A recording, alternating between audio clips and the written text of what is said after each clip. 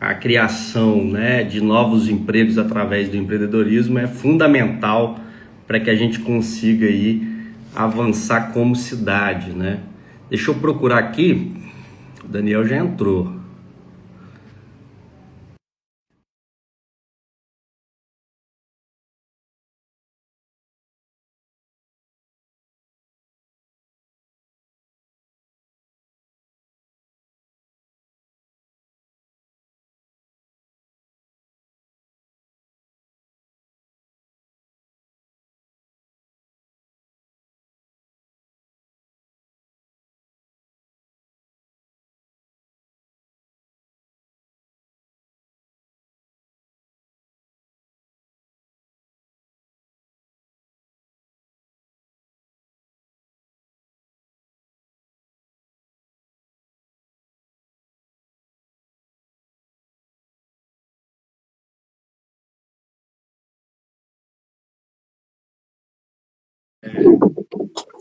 Que a gente pode crescer como cidade, né? Até como nação mesmo, se a gente achar o caminho exato para enfrentar esse momento. Então, eu queria, primeiro, eu te apresentei para o público, mas eu vou te apresentar novamente. A gente está aqui com o professor Daniel Donadella, ele é professor da UVV, mestre em Direito Empresarial, empreendedor e ativista, né, da área do empreendedorismo. A gente sempre ouviu falar muito bem de você, a Tayana propiciou esse encontro nosso aqui hoje, e eu queria passar um pouquinho a bola para você falar um pouquinho sobre a área, sobre a sua atuação, enfim. Desde já, muito obrigado, tá, Daniel? Que isso, Gandini. Deputado, eu que me sinto honrado de estar aqui conversando sobre esse tema que eu gosto bastante de falar aqui nas redes sociais com você. Eu me propus a não fazer live nessa quarentena, né? Ah, é? Eu sempre fiquei falando na internet, falei assim, pô, quer saber, eu tô cansado.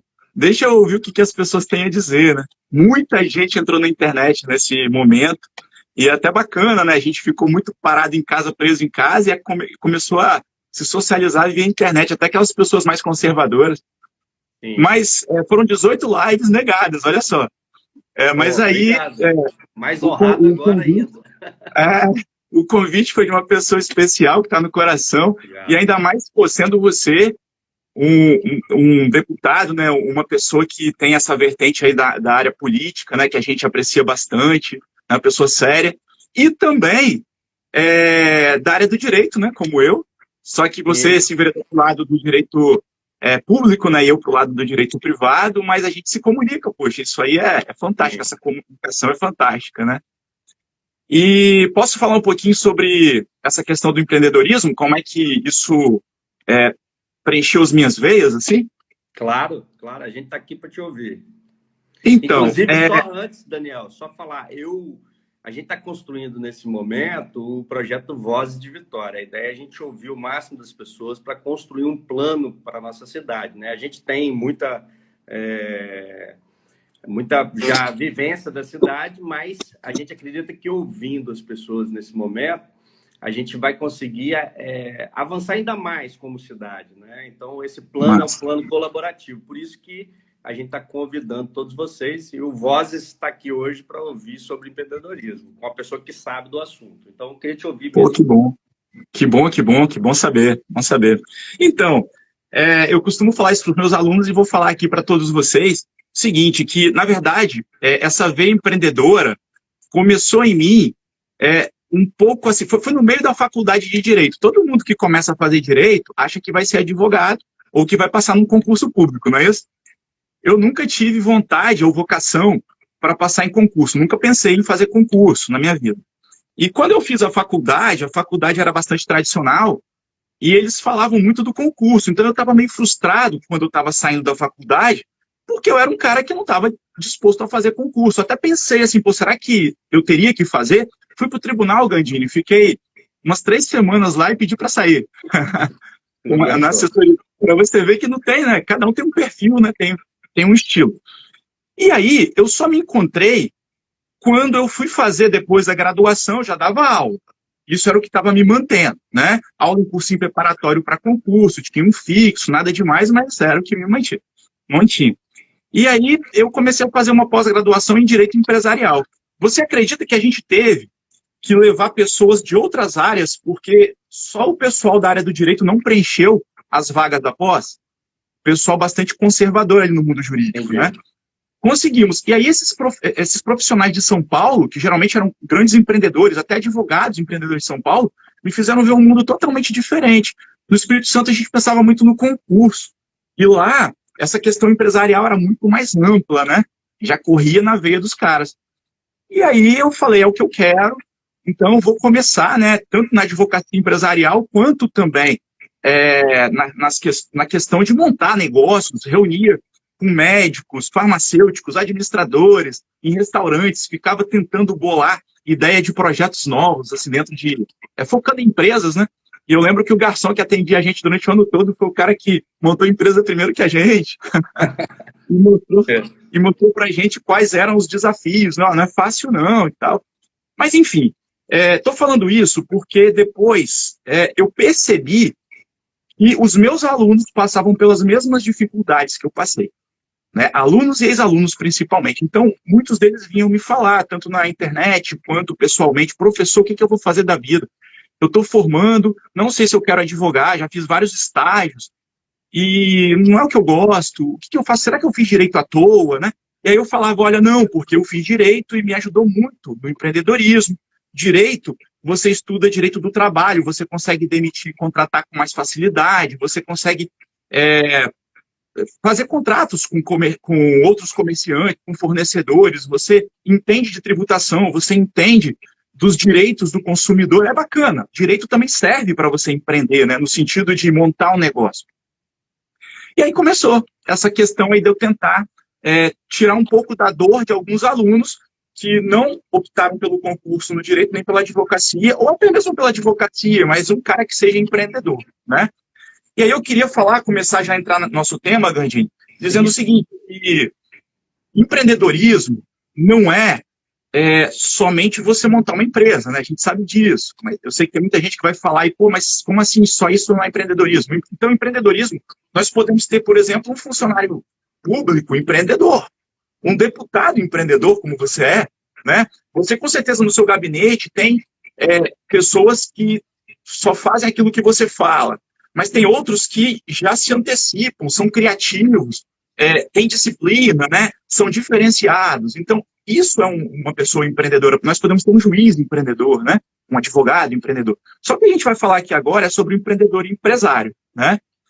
E aí, eu costumo dizer que nós temos desafios como empreendedores. Você quer seguir o empreendedorismo, quer seguir essa carreira, você vai ter uma série de desafios. A gente costuma dizer que a gente mata vários leões por dia.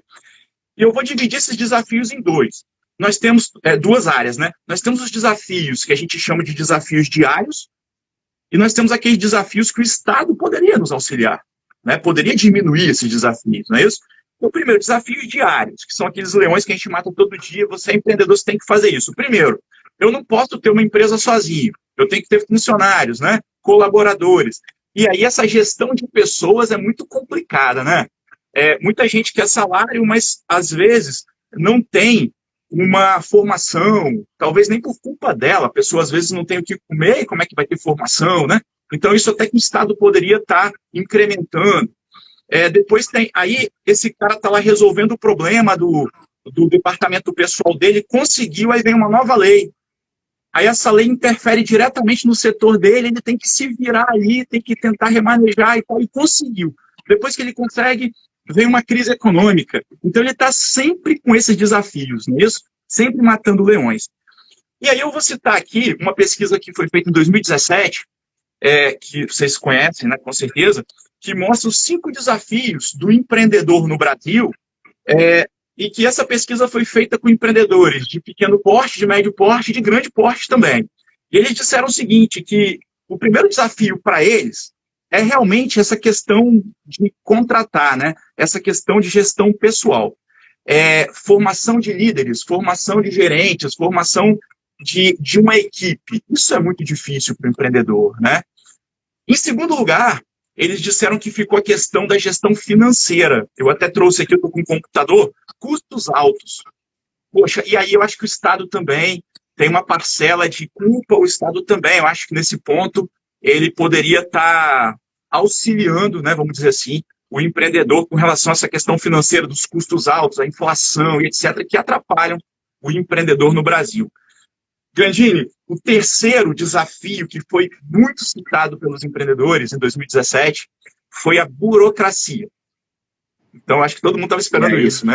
E aí está diretamente o Estado, né? Diretamente. Aí não tem, o empreendedor não tem culpa. Burocracia, regulação estatal, né? E também essa questão jurídica, né? Que a gente entende muito bem. E aí eu cito nas minhas aulas de direito empresarial e vai ser fantástico esse exemplo aqui. Isso aconteceu comigo. Depois da faculdade, tentei montar meu primeiro negócio. Não tinha dinheiro, né? Estava começando. Aí eu pensei, contador nada, eu vou lá sozinho. Cheguei na junta comercial. Eu tinha um sócio, que era o Rodrigo na época. Junta comercial, foi uma burocracia danada para entregar o contrato social para eles, para matricular, né, para registrar a minha empresa. Mas dali eu descobri que eu teria que registrar também na Receita Federal para tirar o CNPJ, para pagar os tributos federais, na Secretaria da Receita Estadual para pagar os tributos estaduais, ICMS, por aí vai. Prefeitura para tirar o alvará de licença. E aí eu teria que ter pesquisado antes se o meu bairro, onde eu queria montar o meu negócio, era um bairro só residencial ou não, né? Porque senão não pode. IPTU, exatamente, o PDM, né? E por aí vai.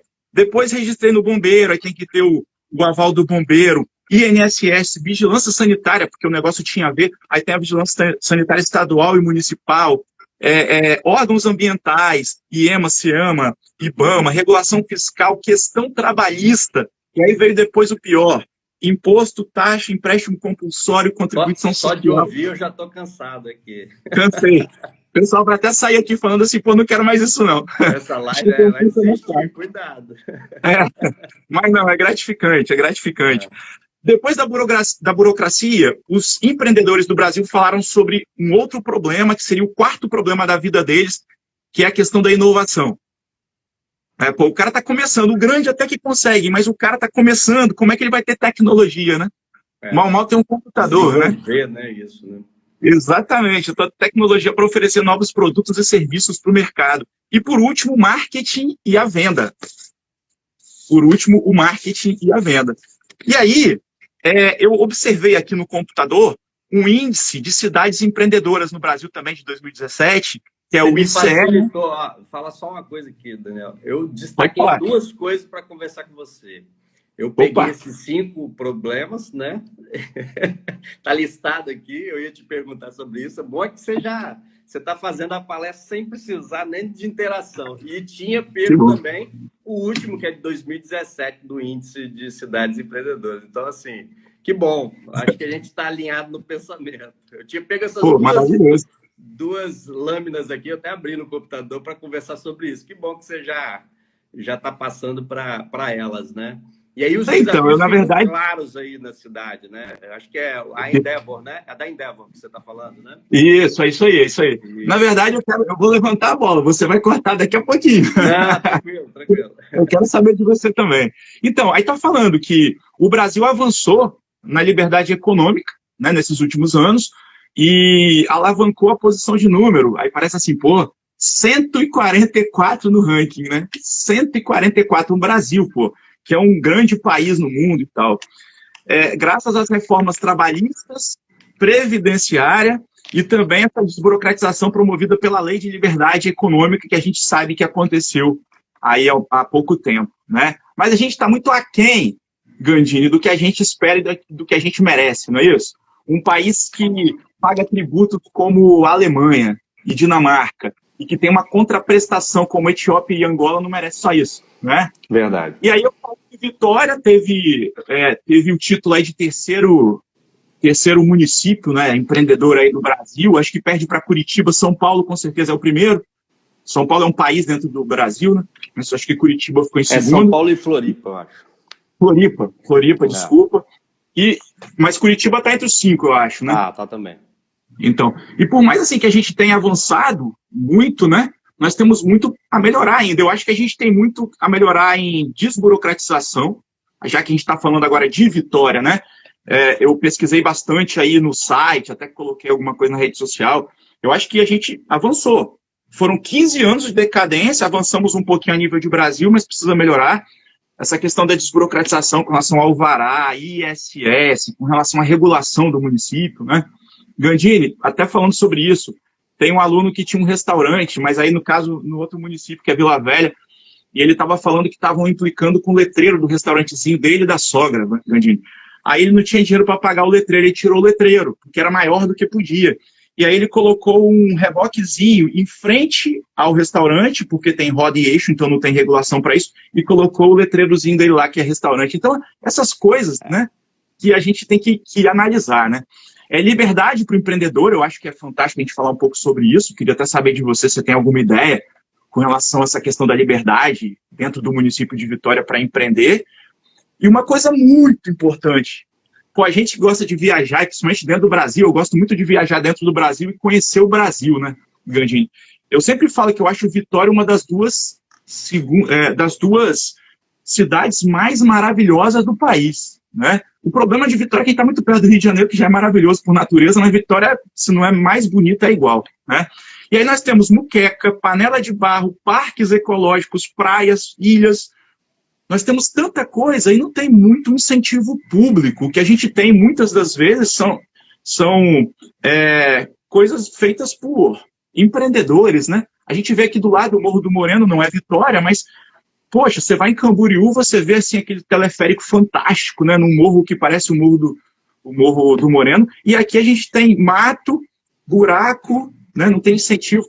Assim, Vitória também tem seus parques. Então, assim, o que você acha com relação a essa questão turística, né, o empreendedorismo no meio turístico? E tecnologia também, Vitória, eu acho que tem muito, mas a gente merece um pouco mais, inovação, né? O que você me diz? Vamos lá. Eu vou só organizar aqui até para conversar com você. Você falou um pouquinho do ambiente regulatório. Vitória hoje está na 15ª posição, foi o atual legislatura, o prefeito Luciano, ele fez um esforço enorme em relação a essa melhoria, né? E realmente subiu 10 posições nos últimos anos, né? Era 25ª posição das 33 cidades que foram pesquisadas, estava quase, né, uma das últimas aí, e ampliou-se bastante esse ambiente regulatório, mas ainda tem um espaço grande de crescimento, né? Eu acho que o que você falou aí, essa questão da legislação, ela precisa ser uma legislação, de fato, que facilite a vida do empresário, né? Vitória reduziu a média nacional é 80 dias para abrir uma empresa, né? Aqui reduziu para 50, mas poderia ser menos, né? A gente acha que a gente consegue, juntando aí todas as ações. A prefeitura já juntou os alvarás, essa questão, por exemplo, do letreiro, tudo que você falou que em algumas cidades ainda tem essa complexidade, juntou os alvarás, a gente tem que avançar mais para a pessoa poder abrir uma empresa de forma, inclusive, online agora, né? Eu acho que a pessoa tinha que chegar aqui e poder... a gente está vivendo essa pandemia que acelerou muito os processos, né, do online. Acho que a gente tem que aproveitar esse momento e construir. Eu estava vendo esses dias o site do Detran, cara, que maravilha, como avançou por causa da pandemia. Se não tivesse pandemia, a gente ia estar tateando. Naquela burocracia. E o caminho é esse. A gente, assim, no ambiente regulatório, que eu acho que é uma função específica, o governo precisa ser protagonista, né? É onde o governo tem a maior parcela de culpa, vamos dizer assim, em relação ao ambiente regulatório, até porque grande parte das legislações não vem da Câmara, ela vem da própria prefeitura, dos governos. É claro que tem os entes, né, nacionais, estaduais e municipais, mas a gente precisa mudar alguns conceitos. Eu acho que tem uma coisa no Brasil, como em geral, que é o seguinte: aqui se desconfia de tudo. Então, o empresário, quando vai abrir um negócio, as pessoas, ao invés de dar o crédito que ele vai abrir, ele precisa ser extremamente sabatinado, porque esses documentos todos você falou uma lista aí que deu até cansaço, né? Dor de cabeça. Isso tudo é para quê? Para a pessoa abrir uma empresa com segurança para as pessoas e segurança jurídica para ele. Só que precisa de ser dessa forma. Por exemplo, hoje, na maioria das cidades brasileiras, o alvará sanitário, ele é feito pela prefeitura. Por que eu não posso terceirizar isso? Né? Por que eu não posso? Tem diversos profissionais da área de saúde que poderiam dar esse laudo de acordo com a lei e sem eu precisar criar um setor público grande, com funcionários efetivos, e esse setor tendo que ter uma fila digamos que uma cidade tem 5.000 restaurantes. Imagina a quantidade de servidores que a gente vai precisar. Ao invés disso, eu poderia dar isso à iniciativa privada. Ó, você vai conceder os laudos sanitários, né? A vigilância sanitária, você vai conceder e a prefeitura vai ficar só na parte de amostra por fiscalização. Isso é liberdade, mas isso é também facilitação, porque assim, eu já vi empresas que ficam sem alvará meses e com direito de protocolo, que é um negócio muito comum nas cidades, porque nenhuma cidade tem estrutura, porque o empreendedorismo está aumentando, né? Ainda mais com a pandemia dessa, as pessoas saem às vezes do emprego, são desempregadas e elas investem, há um momento em que o empreendedorismo, tenho certeza que pós-pandemia vai aumentar. Imagina a quantidade de laudos que o setor sanitário da prefeitura terá que fazer após esse momento. E aí fica uma fila, o cara às vezes não tem o alvará porque não temos aí a capacidade de entregar isso para um terceiro privado e que vai ter uma taxa para ele, vai ter um valor para ele emitir esse laudo. E a prefeitura fica desonerada dessa fila que é criada. Né? Isso pode ser levado não só para o setor sanitário, isso deve ser levado também para o alvará do PDU que você tem que pedir lá para saber se pode, se não pode. Isso tudo pode ser terceirizado, a gente pode botar isso e a prefeitura ficar só com a parte de amostra. Eu já vi empresas indo embora de algumas cidades, Daniel, embora mesmo, porque o cara protocola um alvará para conseguir fazer uma obra, por exemplo, e ele entra numa fila, porque as prefeituras, em geral, não têm a quantidade de funcionários suficientes para dar velocidade. Então, assim, às vezes um projeto de uma casa é tratado da mesma forma que o projeto de um supermercado. E aí o cara entra numa fila que tem casa, que tem supermercado, que tem... Aí, digamos que demora 5, 6 meses para o cara que quer investir começar uma obra, né? Isso poderia ser entregue a um escritório um escritório de arquitetura, que o cara sabe da lei, estuda a lei, está credenciado pela prefeitura, credenciar 20, 30, 40, 100 escritórios, de acordo com a nossa necessidade, e eles vão dando o ateste que está conforme, esse projeto está conforme a legislação da prefeitura. E a gente só vai lá, a equipe que hoje existe, e que não tem, a prefeitura não tem mais condição, as prefeituras não têm, de contratar pessoal. A prefeitura de Vitória tinha 13.500 funcionários quando o prefeito Luciano entrou. Se ele continuasse contratando pessoal, a gente ia ter só folha de pagamento, não ia conseguir fazer mais uma obra pública.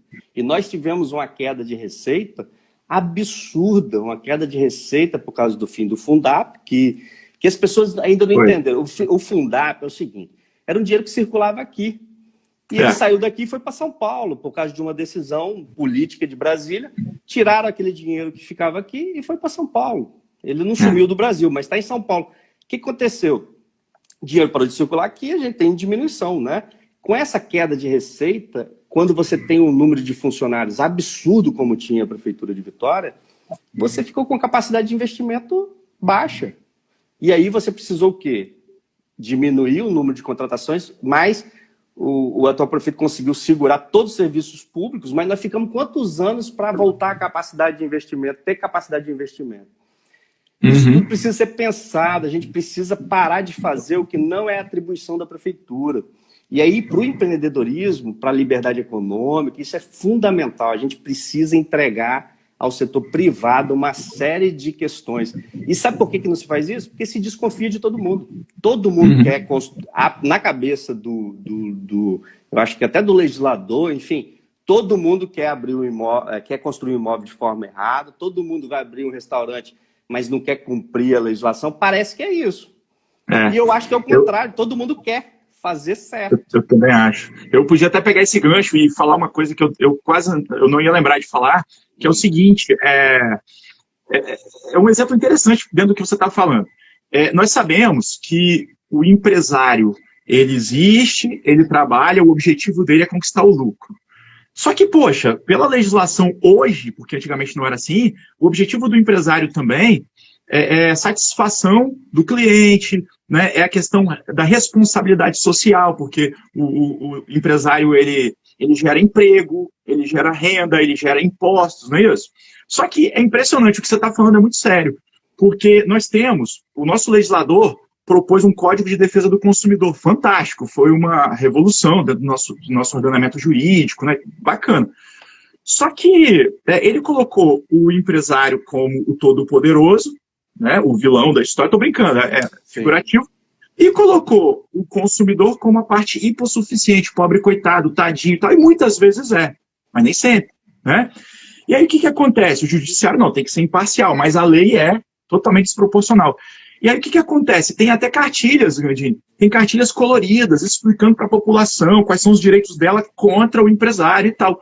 Mas eu não vi nunca uma cartilha para o contribuinte aprender quais são os tributos que ele paga. O que eu quero dizer com isso? Pô, da mesma forma que o empresário erra e lesa algumas vezes o consumidor, o Estado também lesa o contribuinte. E porque tem cartilha de direito do consumidor contra o empresário, não tem cartilha para que o contribuinte também entenda como ele está sendo lesado pelo Estado com relação à tributação, né?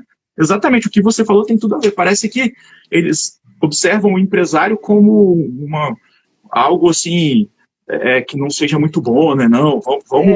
assim, eu acho que o empresário nas cidades, e eu não estou tratando especificamente de Vitória, porque existe um esforço enorme em se resolver isso, mas a gente precisa realmente sempre estar avançando, mas o empresário em várias cidades se sente...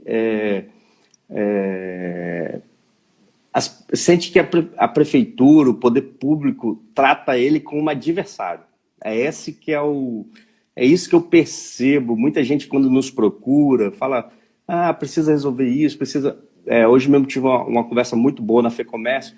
Enfim, eles se sentem, muitas das vezes, poxa, o poder público é nosso adversário, e devia ser o contrário, tem que juntar essas pessoas, tratar, porque o empreendedorismo de pequenos negócios, principalmente, é onde mais gera emprego, é onde mais gente tem emprego, né? Então, assim... É o que move o país, estão falando. Exatamente. E a gente precisa avançar. Você falou um pouquinho aí da questão da liberdade, a gente tem que atualizar esses códigos, mas não criando novas obrigações, a gente tem que simplificar na realidade, né? A gente tem que deixar cada vez... a lei da liberdade econômica foi ótima, a gente tem que aplicar ela totalmente, né? Vitória já está aplicando, mas assim, a gente precisa, inclusive, ir além. Eu acho que a gente pode verificar outras atividades que a gente entende que podem ter esse tratamento, né, de facilitação, renovações automáticas de alvará, né? Hoje Vitória tinha alvará que era de 1 em 1 ano. Imagina, o cara acabou de conseguir o alvará porque demorou a licença sanitária, aí já tem que pedir outro, agora de 5 em 5 anos, e aí, dependendo da atividade, se for de baixo impacto ambiental, devia ser automático a renovação, não devia nem precisar de... Enfim, outra coisa, uma questão que a cidade precisa enfrentar. E aí Vitória tem muito a andar, está sendo feito, mas tem muito a fazer. Regularização fundiária. As pessoas hoje não têm propriedade dos imóveis, né? Elas são... possuidoras. Elas estão numa situação... ainda não, por exemplo, Fazenda Maruípe, a gente está até zerando o ITBI, aí é a função nossa de legislador zerar o ITBI da primeira transferência, porque o Estado vai transferir para as pessoas, mas as pessoas já estão lá há muito tempo, então quer dizer, elas já são donas daquele imóvel. Então, a gente precisa fazer um esforço enorme para ter uma cidade regular, uma cidade que as pessoas têm os seus documentos, têm os seus imóveis, porque isso vai fazer circular o dinheiro, né? Hoje você não pode comprar um imóvel em vários locais da cidade com financiamento público, com financiamento de banco. Porque está irregular. Porque você não tem regularização fundiária. Então, assim, esse é um esforço que a gente precisa fazer. Nós temos áreas lindas na cidade e que as pessoas não têm segurança de investir, né? Hoje mesmo eu fui em Alto Conquista. Um dos mirantes mais lindos está lá em Alto Conquista. Está lá em Alto Conquista. E aí foi lá onde você foi no Mirante? Eu vi no seu Isso, foi, você viu? Aí dá para ver Mochuara, dá para ver a Grande São Pedro todinha, dá para ver o Mestre Álvaro. Ali poderia ter um restaurante. Eu duvido que nenhum empresário já pensou é um local que é lindo, de fácil acesso, poderia ter um restaurante.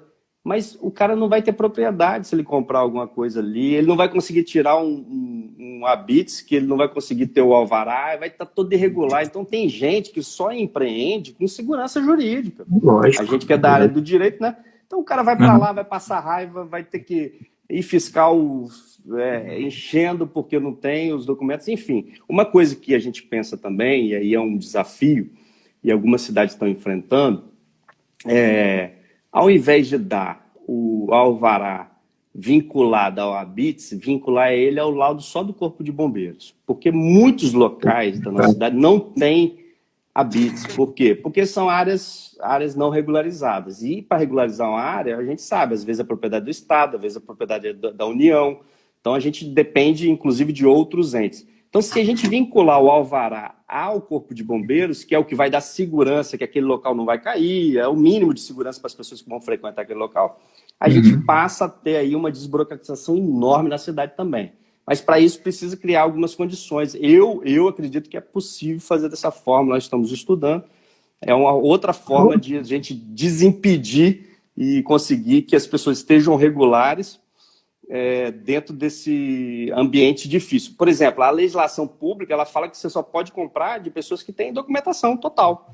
Imagina, uma pessoa que está na região de São Pedro hoje não consegue vender para a prefeitura. Por quê? Porque lá não tem o alvará. Geralmente não tem o alvará, porque a pessoa não tem o habite, não tem a propriedade. Então, assim, tem uma grande parte da cidade hoje que não pode nem vender para o poder público, por falta de algumas condições. Então, assim, é algo que a gente precisa enfrentar com velocidade e a gente melhorar esse posicionamento aí. A gente está já na metade, né? Teve um avanço enorme de 25 para 15, mas para a gente chegar aí, eu acho que Vitória tem condição da gente dar uma acelerada para chegar em um dos primeiros lugares aí nesse índice aí. Nós temos várias startups famosas que elas foram incubadas aqui no estado, né? Aqui no estado aqui em Vitória, né? Quem sabe o Vale do Silício capixaba. Aqui é o Vale da Muqueca. Aqui é o nosso Vale da Muqueca. Esse movimento é outro movimento super importante, né, de a gente atrair, porque Vitória não tem mais. Vitória está ancorada em duas grandes indústrias, né? A Ponta de Tubarão é onde a gente, inclusive, tem o maior retorno de impostos, né? O ISS Vitória é o imposto que mais cresce, mas a gente tem a vinculação do ICMS e também, né, das indústrias que estão aqui.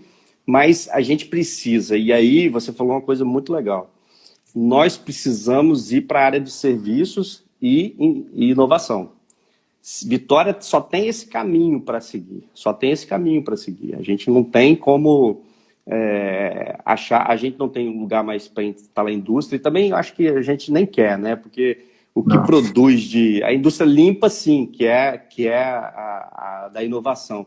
Então, assim, nós precisamos criar esse ambiente. E acredito, inclusive, que a gente pode usar muito esse ambiente, que já é um ambiente existente na cidade, a gente só precisa, né, criar mais parcerias, né, ampliar as parcerias, mas se a gente conseguir identificar as dores do município, as dificuldades do município, a gente pode criar um ambiente, inclusive, para resolver os problemas do próprio município. A gente está falando aqui de alvará, a gente pode criar um hackathon, por exemplo, para resolver, para todo o processo de um alvará ser resolvido em um mínimo de dias e ser feito via um aplicativo. E aí as empresas vêm para cá, vão ganhar uma grana para desenvolver, vão achar o melhor projeto e daqui a pouco a gente tem aí um processo do alvará mais simples do país, porque a gente usou a inovação e articulou isso, né? Você pode ver que o MEI, no microempreendedor individual, hoje em dia, você consegue através de um aplicativo, consegue através do site, Mas o alvará municipal você não consegue. Você consegue até o CNPJ, mas o alvará municipal não consegue. Então, se tivesse essa integralização, ficaria fantástico. Hoje está avançando já para conseguir. Eu espero que a gente eu não tenho essa informação exata, mas está avançando para conseguir. Mas isso que a gente precisa, integrar esses setores, né, que a gente precisa desenvolver e a vocação de Vitória. Você falou de turismo aí. Turismo, se a gente montar essa estrutura, né, eu acho que é uma vocação da nossa cidade.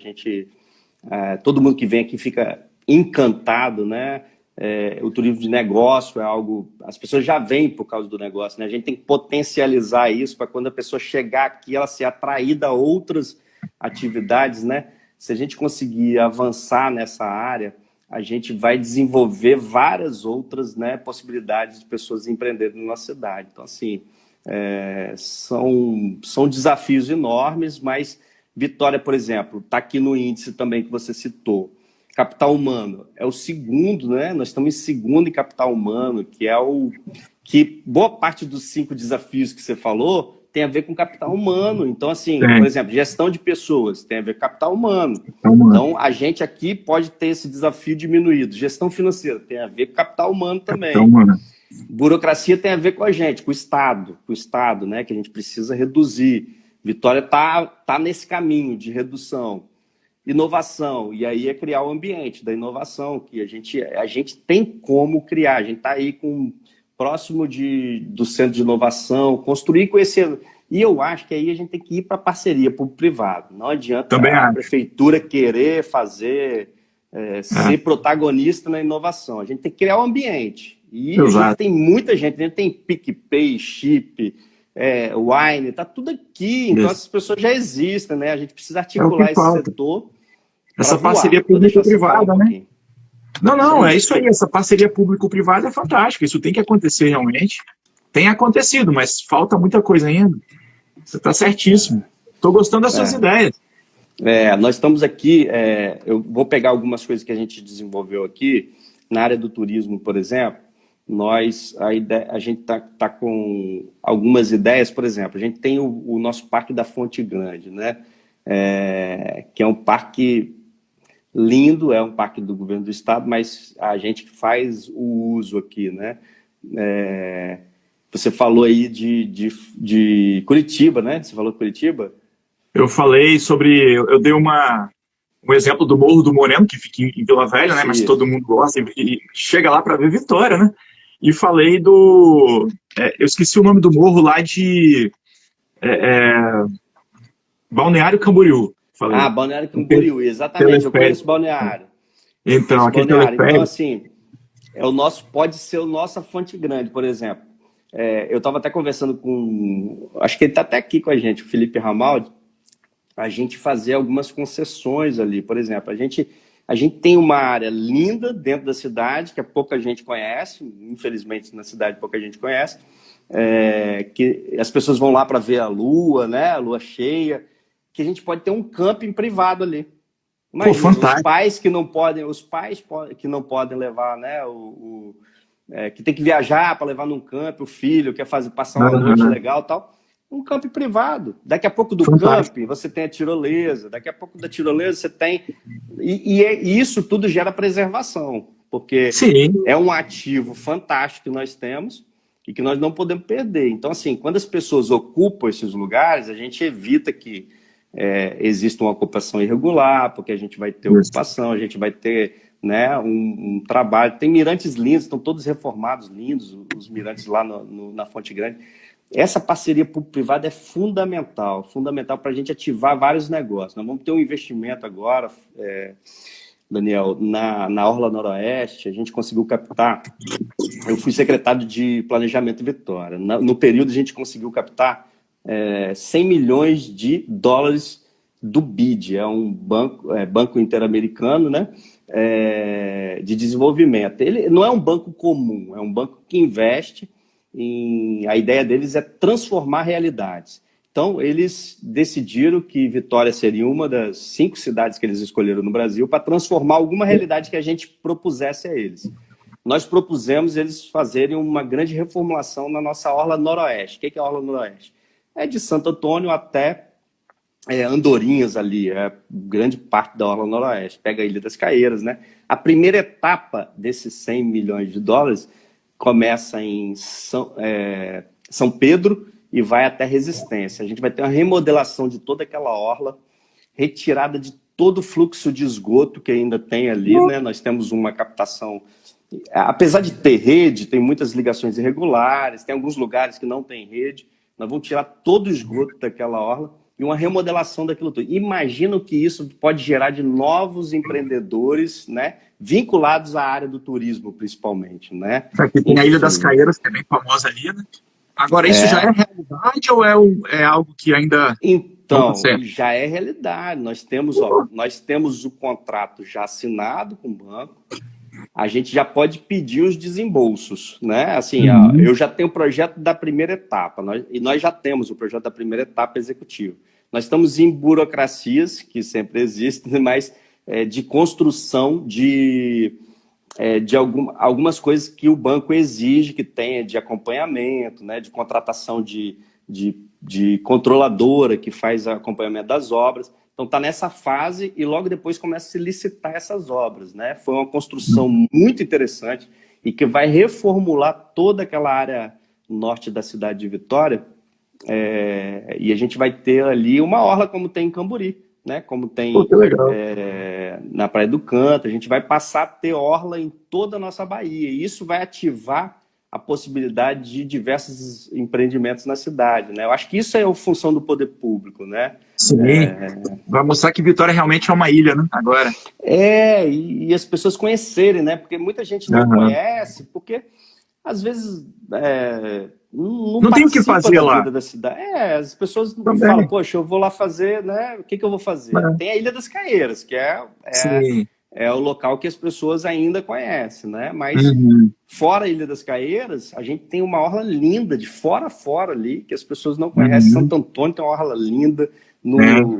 Então, se a gente ativar todo esse potencial da cidade, eu fico imaginando, falo, poxa, vai ser fantástico, né? Algo que a gente pode, de fato, gerar aí uma série de novos empreendimentos para a cidade. E é o que a gente vai precisar, né? E esse valor que a gente vai investir nessa volta aí, esse 100 milhões de dólares, vai ser fundamental para a gente enfrentar esse momento pós-pandemia, né? O Sandro está falando aqui, deixa eu ler um pouquinho. Manguezal, a Thay falou também ali depois. Nós temos aqui, isso o nosso manguezal, que é lindo, fantástico, né? A gente tem um ativo ambiental na cidade de Vitória que a gente precisa usar, né? Esse eu acho que talvez é uma das coisas que poucas cidades têm, né? Eu vi aqui o professor Cabral também, da UVV também. Jefferson Cabral tá aí, né? Isso, está aqui. Eu participei com ele, sabe de quê? Do Junior Achievement. E aí eu acho também que é outra ação importante. A cultura do empreendedorismo, eu acho que falta muito. A gente está, inclusive, na cultura na 10ª posição. Estamos até bem colocados na cultura do empreendedorismo. Mas eu acho que aí tem um papel das instituições de ensino, né? Sim. E a gente tem 50 mil alunos em Vitória, né? Praticamente a gente poderia ter essas disciplinas, né, que incentivam o empreendedorismo dentro também das salas de aula, né? Que eu acho que isso o Jefferson, por exemplo, é um cara que dá aula de empreendedorismo lá para a gente no direito. E é uma área totalmente diferente, né? Para quem cursa o curso de direito, né? E hoje eles estão percebendo que é muito importante, muito valiosa, porque o que você vai fazer com processo civil, com processo penal, direito civil, direito penal e trabalhista, se quando você sai da faculdade você não conhece o mercado? Aí vem o Jefferson com empreendedorismo. A gente podia ter feito essa live então no Zoom, né? Botado o Jefferson também para conversar com a gente, né? Podia. Eu fui professor na Junior Achievement, que é uma entidade... que é uma entidade que propicia isso, essa cultura do empreendedorismo, né? E foi muito legal, porque todas as nossas A gente foi convidado, inclusive, para ir para São Paulo para apresentar o produto que a gente criou na Júnior, para apresentar numa feira de inovação em São Paulo, isso em 2003, para você acreditar. Eu era estudante ainda, mas eu já participava, né, dessa questão de empreendedorismo. E eles criaram, olha o que eles criaram na época, né? Eles criaram um identificador de nota falsa. Eles pegaram uma lanterninha que vinha da China, eles trocaram a luz, botaram a luz de LED, uma luz de luz negra, né? Estudantes? Estudantes. Eles montaram, prototiparam primeiro, fizeram com Durepox, um negócio horrível até ficou, mas eles prototiparam, depois eles falaram, poxa, vamos achar agora uma carcaça que a gente consiga. E virou febre, os Correios compraram deles para ler as notas, né? E a gente foi para São Paulo para mostrar. Você vê como uma ação... Um desses alunos abriu no centro da cidade um albergue, né? Vários deles se sentiram seguros de empreender, né? Essa questão da cultura também é outra coisa, né? Fenomenal. Isso é necessário, cara. Eu tenho participado muito lá na UVV também do Inova Week, né, que é um programa de inovação, alunos de engenharia, direito está começando também, o pessoal é mais conservador, mas montam essas ideias e colocam, não só sai da teoria e passam a executar, né, os protótipos lá, e o interessante é que vão investidores, e aí eles fazem de tudo para mostrar aos alunos, né, os protótipos deles e tal, e depois os investidores ainda eles acabam contratando ou comprando aquela ideia e tal. Muito interessante, né? É cultura, tá fomentando a cultura do empreendedorismo. É isso aí. Ou, por exemplo, o poder público tem que ser isso, o indutor disso, né? Não o protagonista, mas o indutor, criar esse ambiente, né? Tipo o Centelha também, né? Não tem o Centelha que saiu agora recentemente? Sim. Então, que foi muito interessante também, os alunos gostaram. Os jovens gostaram, né? Então, é legal, porque assim, o poder público pode fazer isso também, né? Eu acho que, inclusive, para resolver os seus problemas, né? E nas escolas para criar essa cultura, né? Se a gente quer, de fato, protagonizar como uma cidade de empreendedorismo inovador, nós precisamos implantar isso na cultura, principalmente na cultura, porque se as pessoas tiverem coragem, né, de empreender e a gente juntar para simplificar ao máximo para essas pessoas, né? Eu acho que esse é o caminho, esse é o nosso caminho, né? O governo do estado fez agora um PitGov para soluções de problemas, né? O município também fez um projeto para o turismo, inclusive está sendo feito o Ramalho está até aqui na nossa live. Não sei se ele pode explicar um pouquinho aqui para a gente no chat. No chat aqui, se ele puder falar. Eles fizeram um processo legal e tem uma startup fazendo um projeto de turismo para a cidade. Eu acho que é isso. Quando a gente fala de indicadores, e hoje eu falei muito disso, de indicadores, a cidade precisa trabalhar com indicadores, né? E aí a gente abrir esses dados serem públicos, né? Esses dados poderem ser trabalhados por todos, a gente consegue um envolvimento da sociedade para resolver os problemas, nossos mesmos problemas, né? E eu acho que a gente tem que aproximar realmente esses empreendedores da cidade para resolver tanto os problemas da cidade, mas também para incentivá-los aí a trazer. Imagina um PicPay, o que tem de recurso para a nossa cidade, né? Vitória, por exemplo, foi a primeira que regulamentou o Uber. E aí todo mundo veio para cá, para Vitória, para pagar a taxa aqui. Porque as outras cidades não regulamentaram inicialmente. E imagina se a gente conseguisse um aplicativo como o Uber. Imagina que de recurso financeiro, né? Florianópolis tem se destacado nisso e a gente precisa agora dar esse salto. Eu acho que a gente está na hora certa para dar esse salto aí e fazer de Vitória essa capital empreendedora de inovação, né? No país, né? Eu acho que com essa cultura, implementando essa cultura, com políticas públicas, com essa parte estrutural que a Tayana até falou aí, né? infraestrutura, eu acho que com esse o pessoal, né, que já tem um índice muito bom aí de pessoal, de pessoa humana, eu acho que a gente não vai ficar muito distante do topo, não, Gandinho. E com A essas gente ideias geniais, eu não sabia isso, dessas Daniel. ideias. Eu queria primeiro assim te agradecer. Acho que esse é um momento. A gente está conversando sobre um tema que pode transformar a nossa cidade, né? A gente precisa ter um caminho. Eu sou da área do planejamento, né? Eu fiz direito, mas depois eu fui mais, como todo mundo entra no direito para fazer concurso, né? Você falou, realmente, mas o direito serve para a vida, Para né? Eu tudo, acho para a que vida. o cara, muita gente faz direito por influência de pai, né? Por influência, É, né? Das pessoas. Pô, é um curso legal, tal. Mas de qualquer forma serve para outras áreas. Por exemplo, eu estou agora como deputado, mas isso é fundamental para a minha atividade. Depois eu fiz pós em políticas públicas e fiz o mestrado em gestão de cidades. Isso tudo está me ajudando muito a pensar a cidade. Eu acho que Vitória está num caminho positivo. A gente precisa agora se concentrar, se aprofundar nessa área do desenvolvimento econômico. Nós, por muito tempo, fomos muito dependentes da indústria, né? E a gente precisa, eu acho que foi um susto o fim do Fundap. O fim do Fundap foi um susto, nós perdemos R$ 1 foi. bilhão em 4 anos.